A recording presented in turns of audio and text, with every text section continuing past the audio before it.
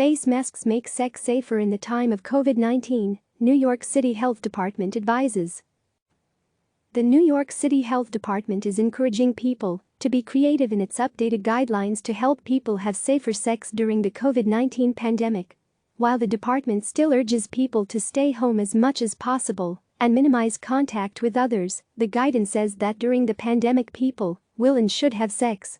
The guidelines were created to reduce the risk of spreading COVID-19. They've been updated periodically to reflect the changing understanding of the disease.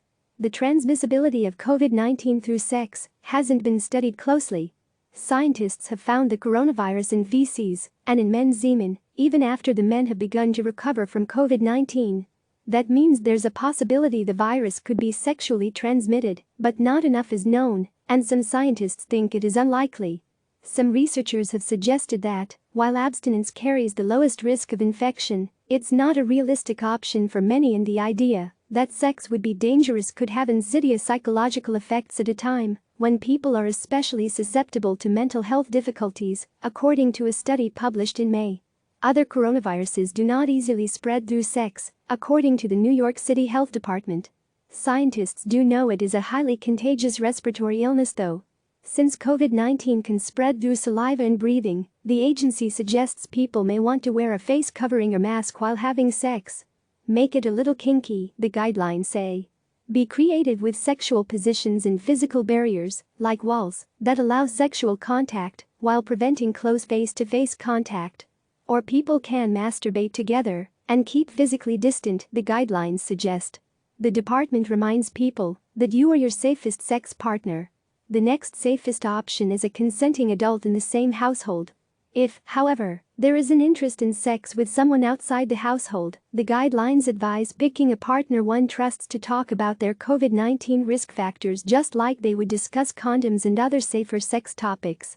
Keep sex to two people since large gatherings of any type are not safe during COVID-19. If one desires to find a crowd for sex, pick larger, more open, and well-ventilated spaces, wear a face covering, and bring hand sanitizer. For people seeking sex online, the department advises people to take a break from in-person dates and stick to sexy Zoom parties or other video dates. For those who want to hook up or have sex outside their close circle of contacts, the guidelines advise watching for symptoms and getting tested for COVID-19 on a monthly basis or within 5 to 7 days after the hookup. Also, take precautions interacting with people at risk for getting a severe form of the disease. People older than age 65 or people with serious medical conditions need to be even more careful. The agency also reminds people that having antibodies against the virus or a prior positive diagnosis does not mean that they will be immune to the disease for good. It says people should be cautious in using the test to make a decision about who to have sex with and what kind of sex to have, since an antibody test is not definite proof that the person is immune. New York isn't the only local health department encouraging people to take precautions during the pandemic.